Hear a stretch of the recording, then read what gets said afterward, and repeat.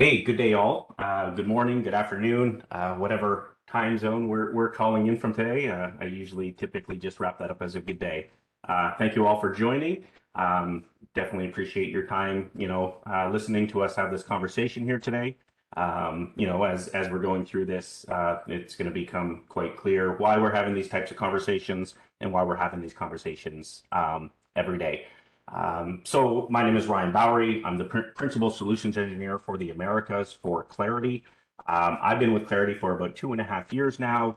I do come from the customer side where I was responsible for not only monitoring and securing, industrial environments and critical infrastructure, but also everything before that regarding infrastructure changes and upgrading those infrastructures to hopefully reduce some of the legacy equipment, getting to some more modernized equipment and laying those frameworks and the groundwork, as well as all the reporting capabilities that come along with it. So as I said, from the OT side in that critical infrastructure space, I've spent 20 plus years in this industry across many different verticals. I now have the pleasure of working with a lot of water and wastewater customers with Clarity.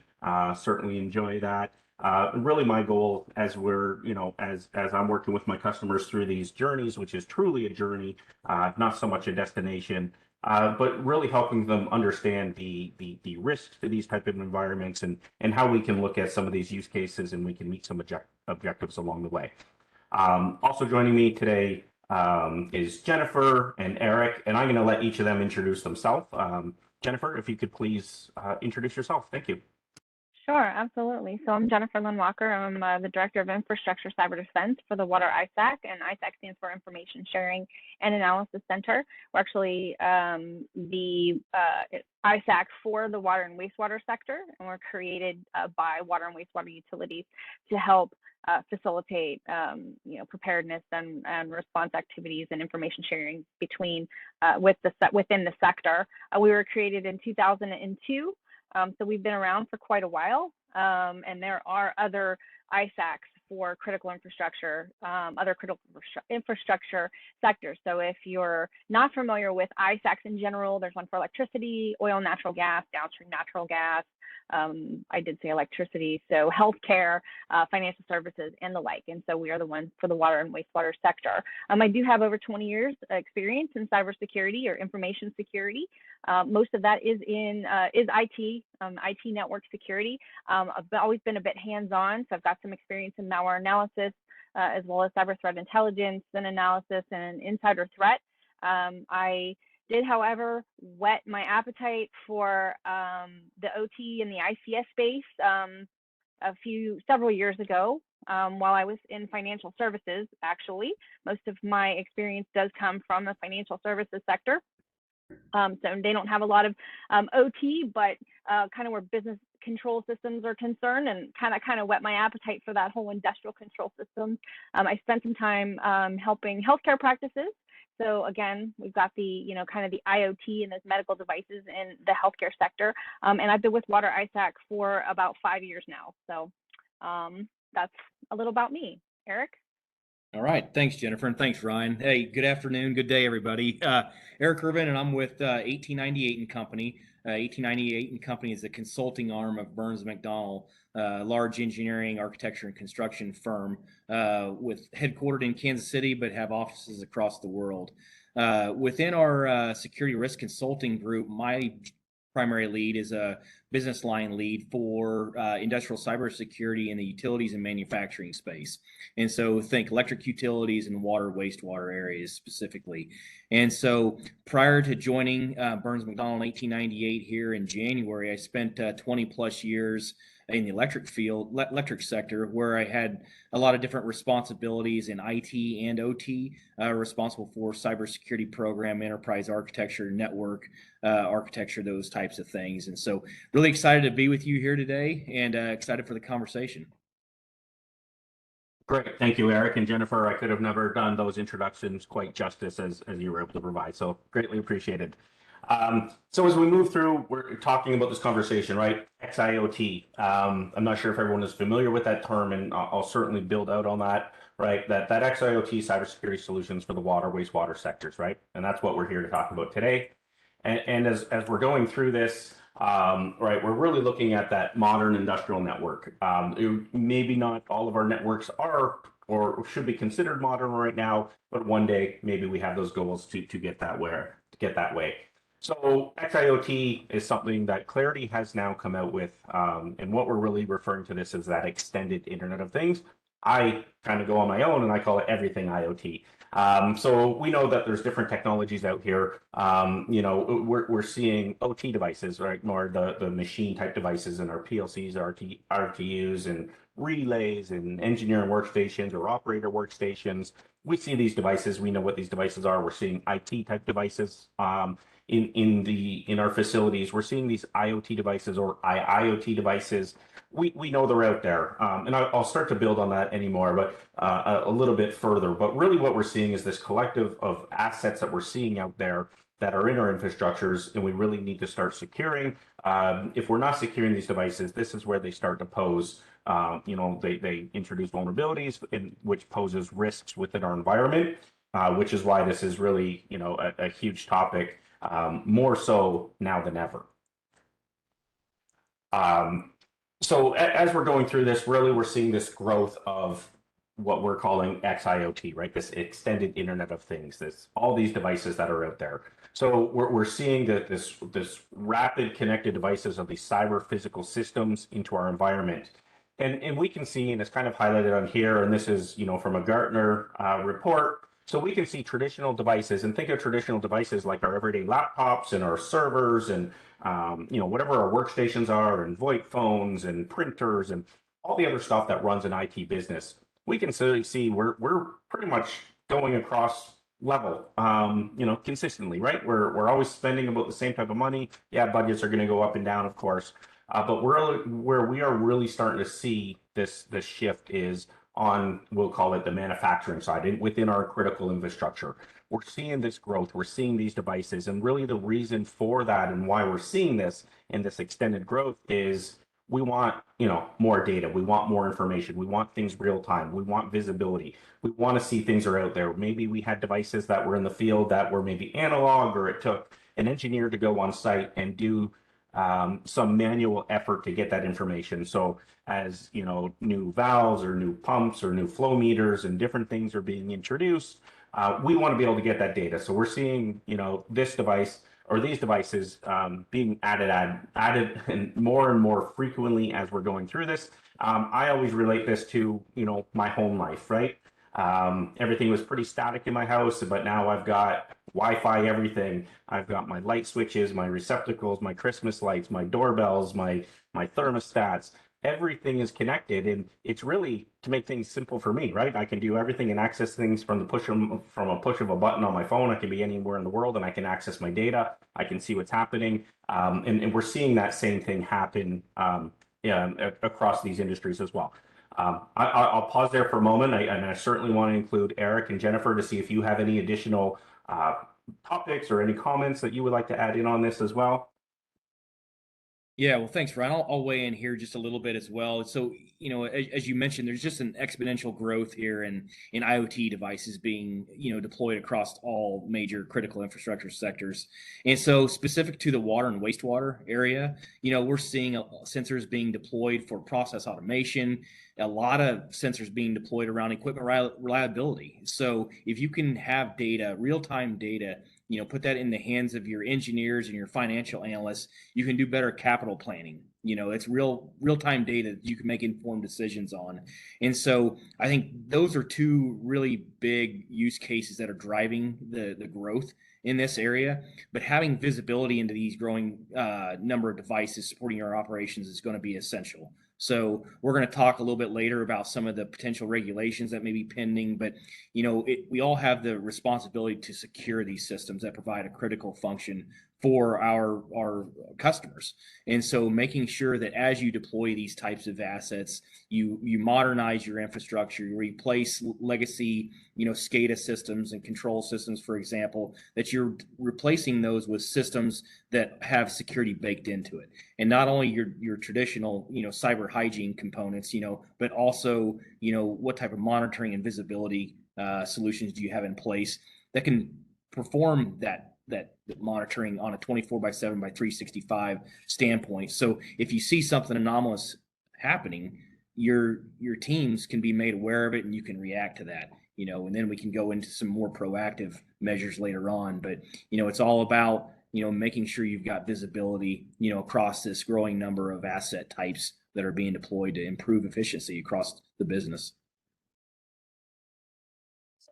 I completely agree with everything you said there, Eric. But first, I got distracted in explaining what water ISAC was in the beginning. Then I forgot. I wanted to thank 1898, and I don't think this putting us together had anything to do with this particular thing, but Water ISAC just recently created a champions program, and 1898 was gracious enough to be our first champion. So I want to thank 1898 and Eric for that. So I apologize that I forgot that in the beginning.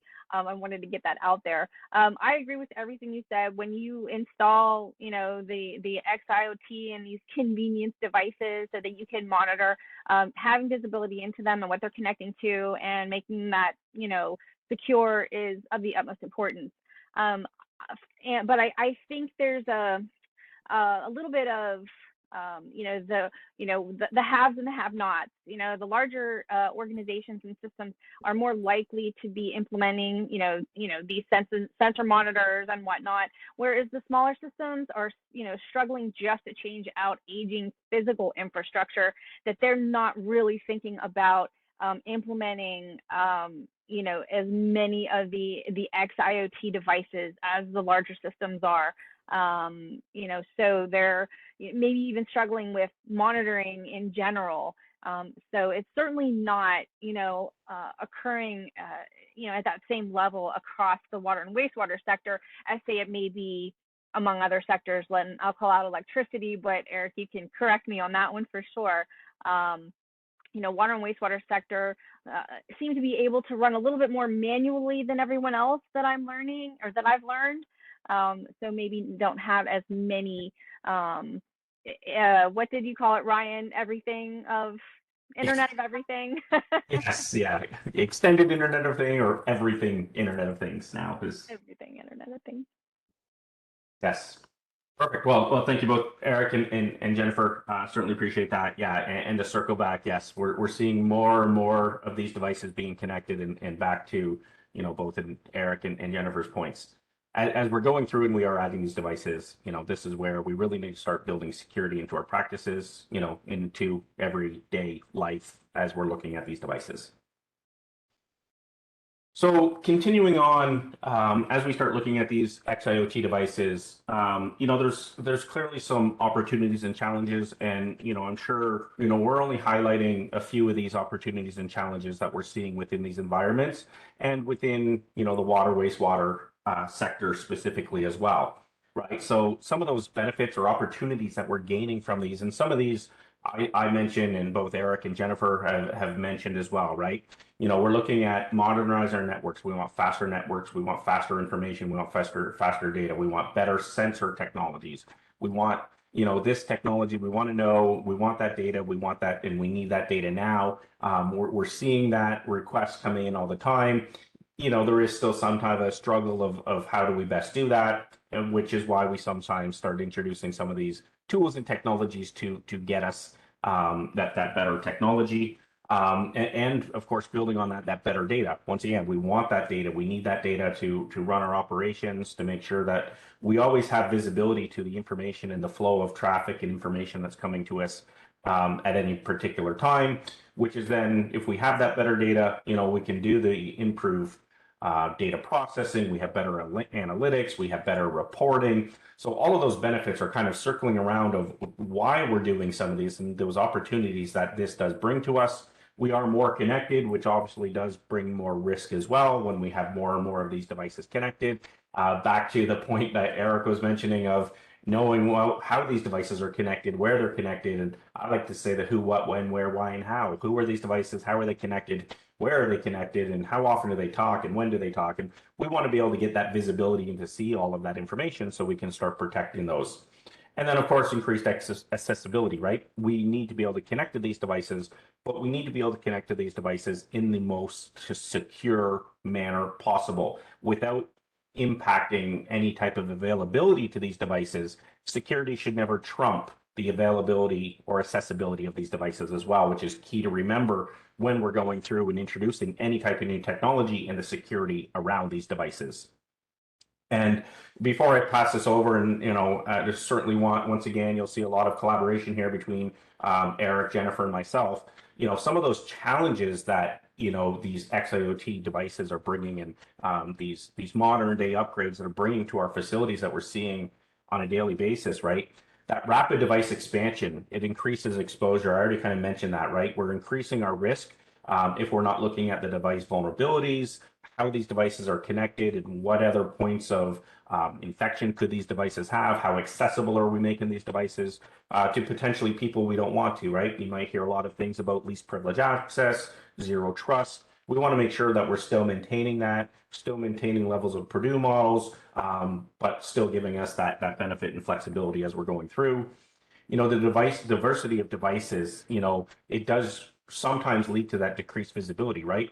As we're monitoring some of these tools without a OT specific tool, let's say, we're looking at this through an IT lens, maybe, we may not get the best information on what these devices are. Some of those tools aren't going to understand the types of tools and technologies that we use in these environments, and how is that going to provide us the proper visibility when we start increasing the amount of devices that are out there. Visibility is key. You'll hear me say this all day, every day. We can't protect what we can't see, so we want to make sure that we have that increased visibility as we're bringing these devices on. Assets spread across large geographic areas. So whether that's within a city, whether that's countrywide or statewide or whatever that may look like, we know that these types of, we know on the OT side, there's very diverse landscapes that we're going across. And how do we protect these devices, whether it's through, cyber physical connected systems, whether it's physical barriers? We want to make sure that we're taking all this into account. Comes back to visibility. We want to make sure that we're able to protect, but also gain visibility to these assets, no matter where they are, within whichever facility they may be. And then, of course, we're seeing this increased skills gap between IT and OT, right? I'm not saying that any of the organizations that are on the call here today have this issue, but I've been in organizations where IT and OT practically hated each other. They did not speak together or to each other. OT always hated IT because they're pushing patches on me. They're making us change our passwords. And IT saying, well, they don't understand what we need. They don't do patches. They don't change their passwords. They share their passwords. So these groups just didn't really have that understanding of why there is a difference in the way that we do business on our side, right? Availability is key, where we can usually say safely that IT doesn't necessarily care about availability. I know I've been impacted many times. My email goes down. That's just another break in the day. We go get a coffee, we get a water. Doesn't really matter. It happens. They're going to get to it when they're done their lunch break. We can't run our operations that way. So when we're seeing this, all I would say to that point is, let's try to bring some of these teams together. Let's play nicely. Once again, I'm going to pause there. I'm going to open it up to both Eric and Jennifer to see if you have any additional comments, thoughts around this area as well. All right. Well, yeah, covered a lot of great stuff there, Ryan. I'll kind of go back to the use cases. It's an exciting time, is a lot of critical infrastructure, specifically water, wastewater, and others, are going through kind of this rapid digital transformation. And what does that mean for water and wastewater? You start to look at like processes. So operators can now be alerted sooner to process issues, detect leaks, more easily, and improve distribution. We also look at, what these sensors can provide, the type of data. So we can get readings such as water level, temperature, pressure, pH, chlorine levels, chemical properties, all this stuff that can come in real time, and help the operators make decisions.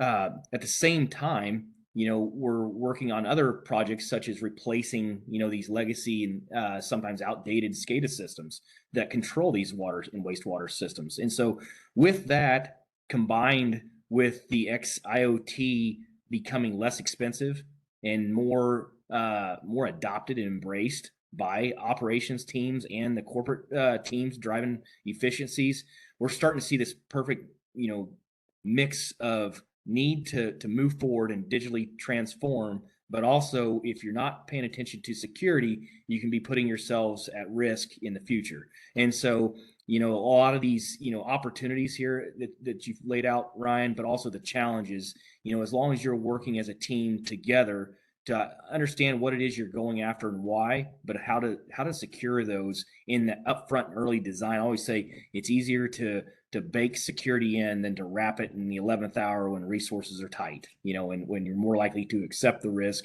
and move on. And so, I'd encourage, everybody to get your IT teams, get your OT teams together and start talking if you're not already doing that.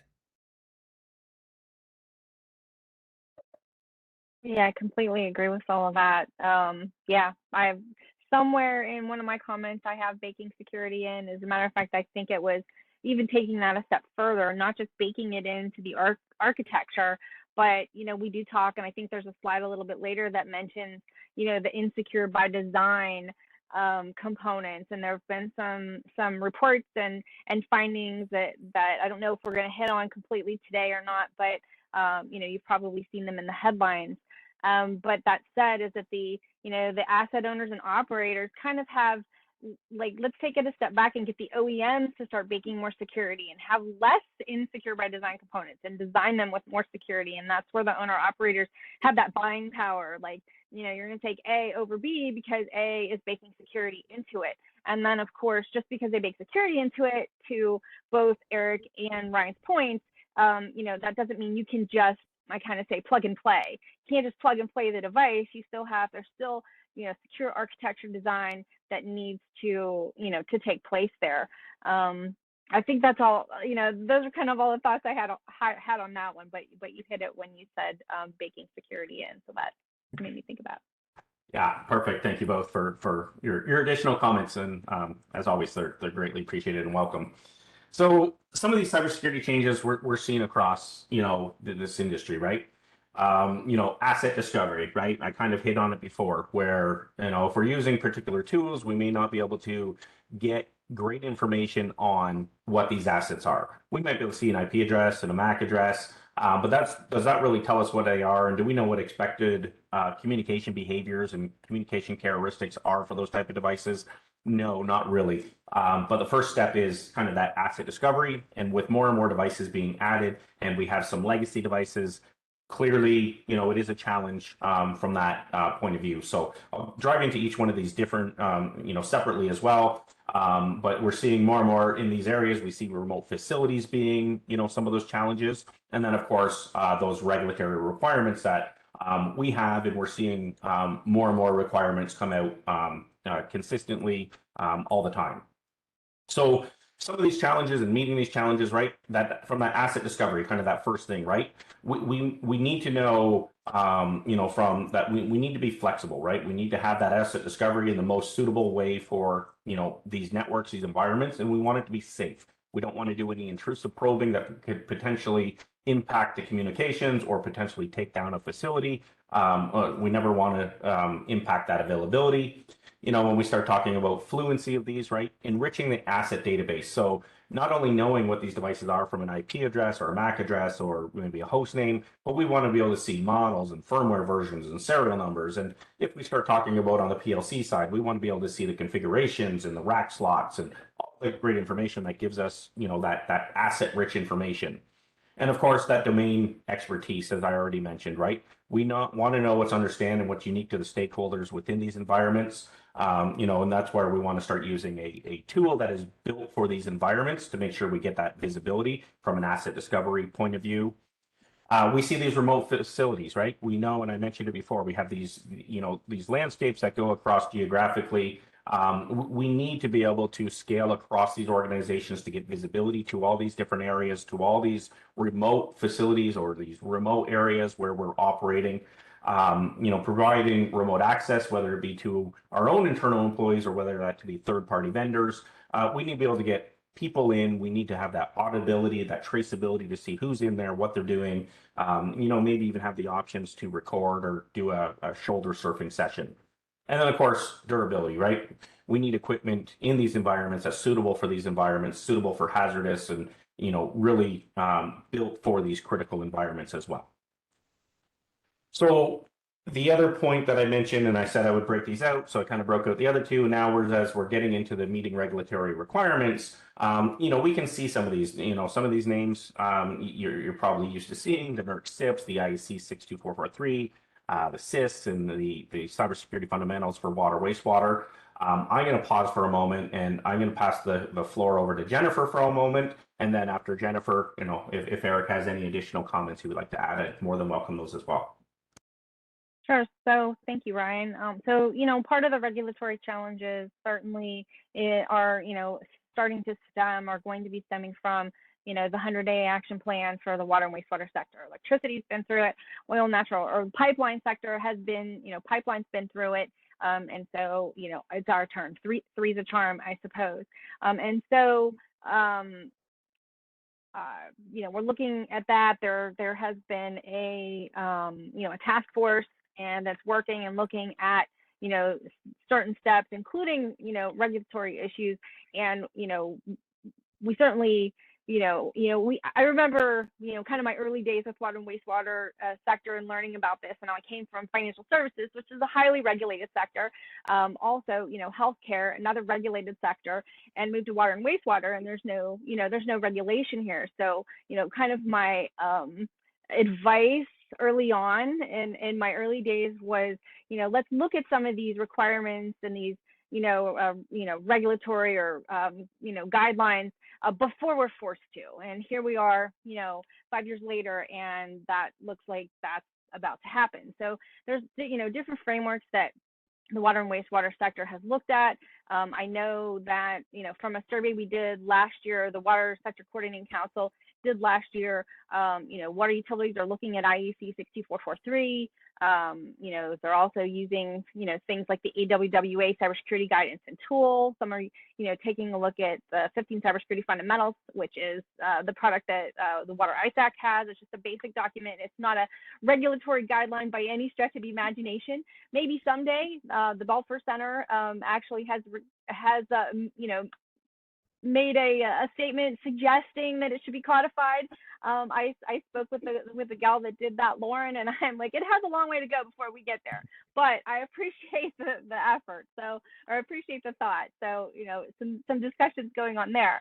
But so right now we have this camp where we have, some people are thinking, hey, let's look at NERC SIP and let's apply that to the water and wastewater sector. And I was at the S4 conference 22 this year in Miami, and that Dale Peterson runs, and he was having a conversation, I think it was with Director Easterly, on the 100-day action plan for water coming up. And someone said, or he said something about, running with NERC SIP in the water sector. And he said that a lot of folks in the electric sector are like, no, you don't want to do that. Run far, far away. So I don't know if we need to run far, far away from that, because I think there's some good things.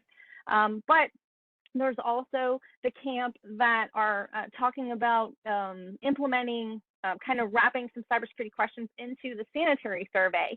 I don't think it needs to be, in my humble opinion, I don't think it needs to be either or. I think there are benefits from both. I think we've got so many systems that the smaller, the mediums and the smaller, that are, struggling for finances and funding to even do cybersecurity, and they're missing out. They don't even have the awareness that they need to do it.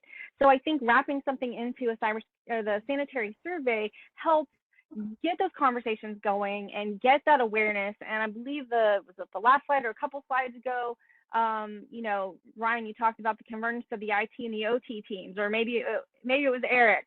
Somebody mentioned, that they hated each other. We need to change that paradigm, because we need to work together. We've both got great things to contribute to that equation.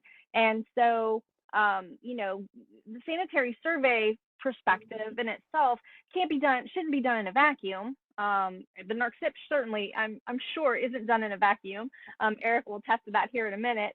But the sanitary survey starts to get those questions, just like the AWEA for the drinking water systems. Incorporated, having to do a cyber risk review, a risk and resilience review in that too. It gets that conversation going, and gets those teams working together so that both can understand where the other camp is coming from. And again, NERC SIP, it's a heavy, it's pretty heavy. But there are certainly, it's more practical for the larger systems, but there are certainly some things that I think all systems can take from that. And for that, so I think, a hybrid approach as far as regulatory requirements, maybe looking at both of those approaches. But for a little bit more on NERC CIP and what is good for the water sector that could come out of that, I'm just gonna let the experts speak. So Eric.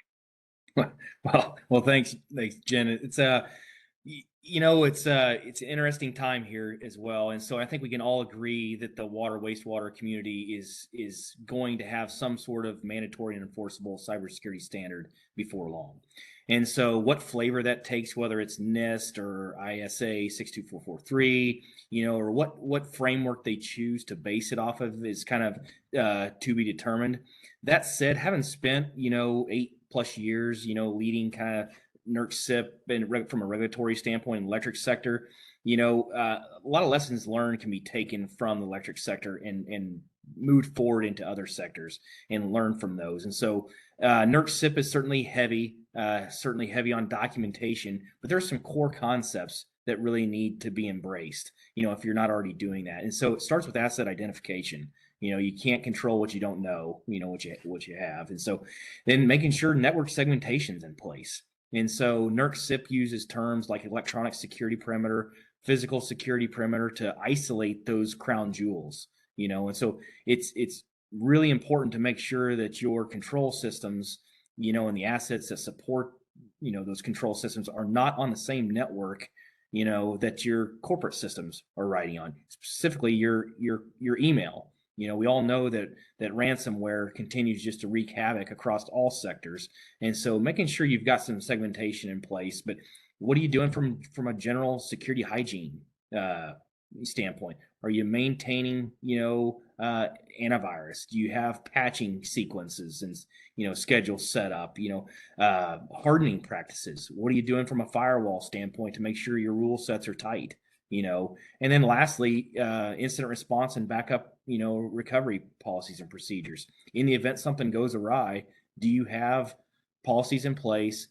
Have you trained on those? And does everybody know what their roles and responsibilities are? If you can do those types of things and then put evidence in front of whoever that auditor or third-party assessor is that you're doing that, I'd say you're already, close to 80% of the way there. And so the time is coming, when mandatory and enforceable standards, are going to be here in the water and wastewater area. There's a lot of things that you can be doing right now to prep yourself so it's not such a heavy lift, when those do come. Yeah, perfect. Thank you, Eric and Jennifer. Couldn't agree any more on those. And I certainly welcome all your comments. The other slide here, I'm not going to spend a massive majority of time on here, but we are starting to see, and really what this comes to is we're starting to see more and more targeted attacks within the industrial spaces. We're starting to see this, within the water, wastewater as well. If we started back in the day, we were seeing, maybe somewhere back in the 2000s, we'd seen like maybe one attack every couple of years, targeted attack, not just by accident and getting into these environments, but now we are seeing more and more specific targeted attacks within this environment, which comes back to, let's gain the visibility, let's look at those communication characteristics of these devices, let's secure these, let's put perimeters around these devices, let's segment these areas so we can be the most protected we can be. I'm not going to go through each and every one of these. This is more just an eye candy slide just to show you that we are seeing this. And as we're introducing these cybersecurity and these cyber physical systems, that XIoT, this is opening us up more to this. But the purpose of this is definitely not to call out anybody by name specifically. We never want to see anybody have a threat against them. Of course, it happens. These are in the news, and that's really the only reason we're sharing these names. I don't want to spend a big majority of time on that, just that it is happening more and more, unfortunately. Now, as we start circling back and we start talking about this, as we start the CPS security or this connected physical system journey, it's sometimes coming down to be realistic. And you kind of hear some of the theme here where we want to start going back and and talk about visibility, right? We see a lot of organizations, 60% are in phase one, that awareness, coming to these webinars, learning about this, starting along that journey and saying, how can we kickstart this journey? You know, this is where we start talking to the specialists here on the call here, you know, Eric and Jennifer, Clarity as well. You know, we can certainly help organizations across this. Once we start moving into that, right, we start gaining visibility, then we get that oh wow moment of, okay, well now we see our assets and holy smokes, we actually have a whole bunch of vulnerabilities and, you know, risk here. And then the firefighting mode to start fixing that.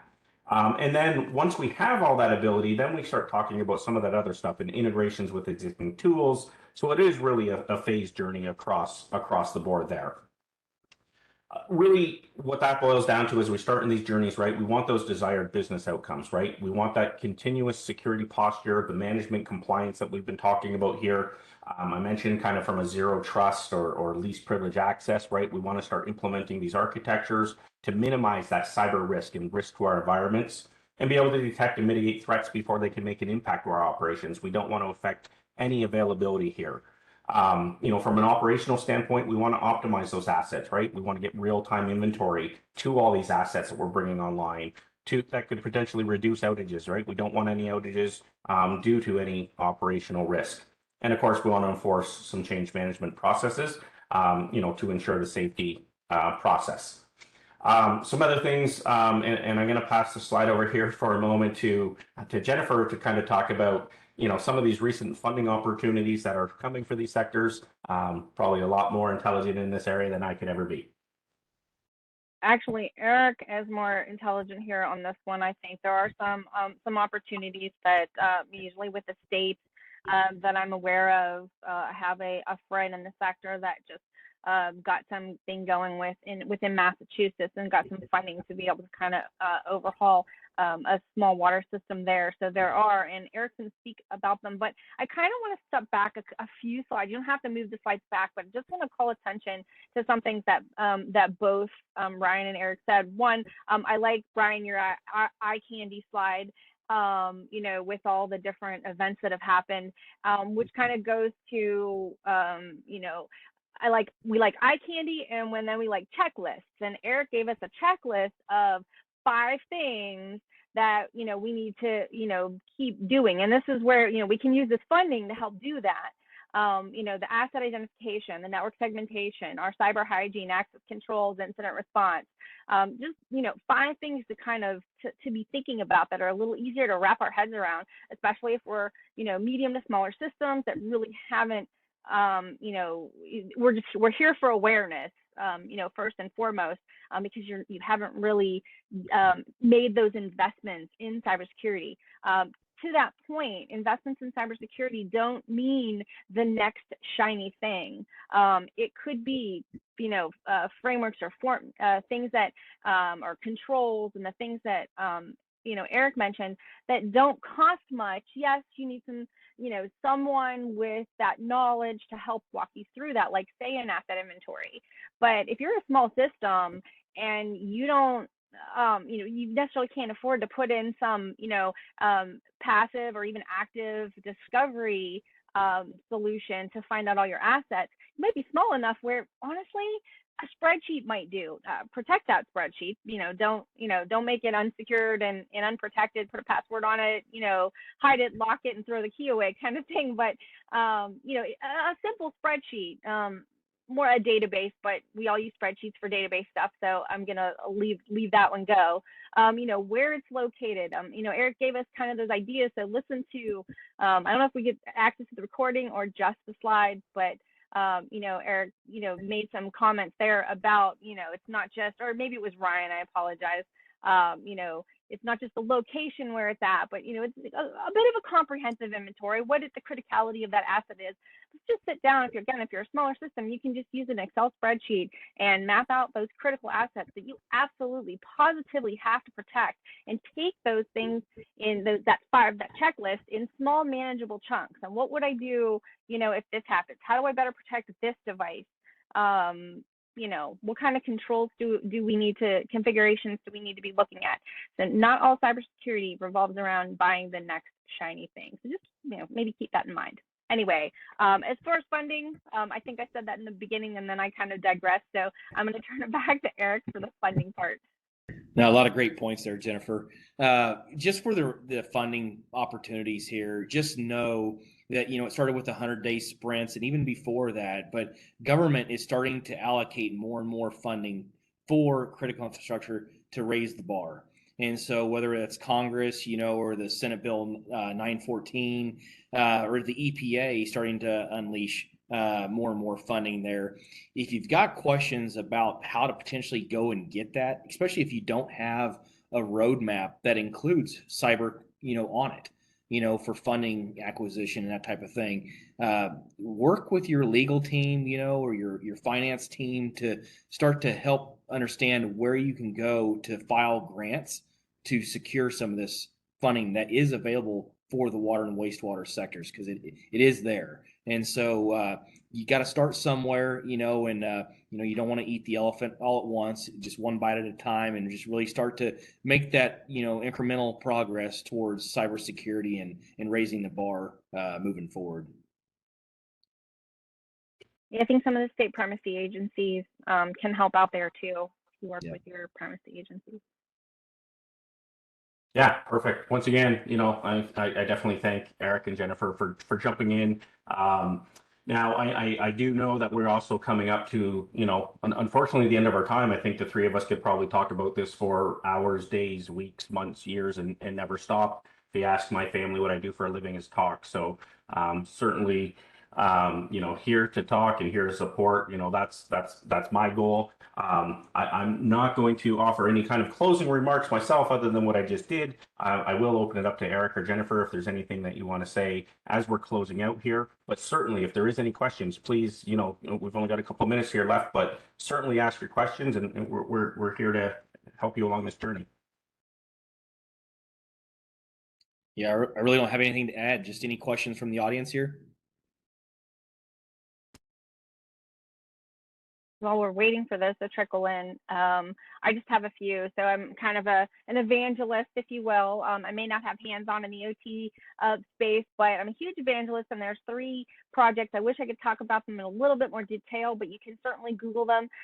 But keep in mind, for risk and resilience, one of them has to do with, we talked, the insecure by design components or whatever. One of them is called the top 20 secure PLC coding practices. Get that in front of your engineers and your operators. Look that up. Again, top 20 secure PLC coding practices. Again, these are free. So again, you don't need the next shiny thing or a lot of money. And you already probably have the staff in place, like the engineers and the operators, that can do this stuff and implement this stuff and make your PLCs more secure.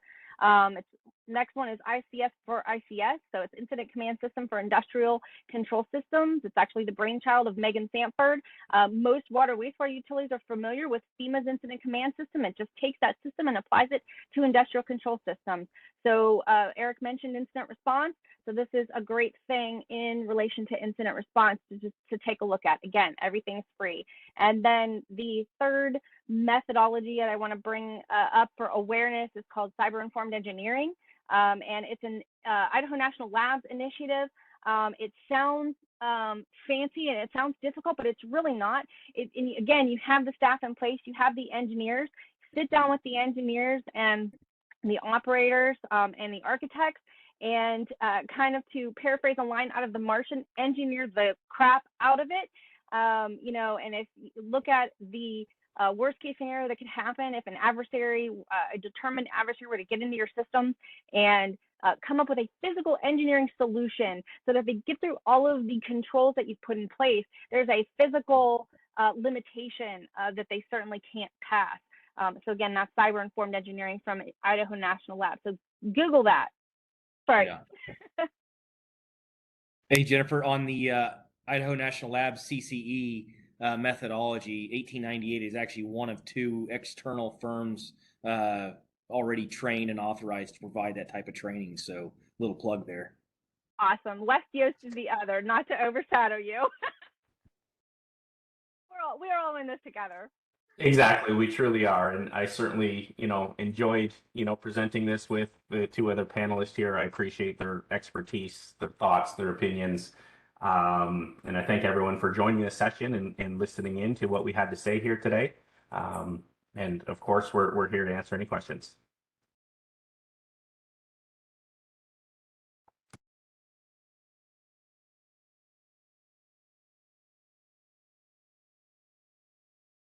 And asked, yeah, sorry, I see someone asked to post the websites that I just listed. So I can do that here while you guys are talking. perfect. Great. Thank you, Jennifer. I was just gonna ask you to do that. I see that as well. That's great. Thank you. Any other questions as we're coming to a very well, as the webinar's already closed apparently, but you know, I know I'm still on here, so I'm certainly able to answer any questions if they're trickling in.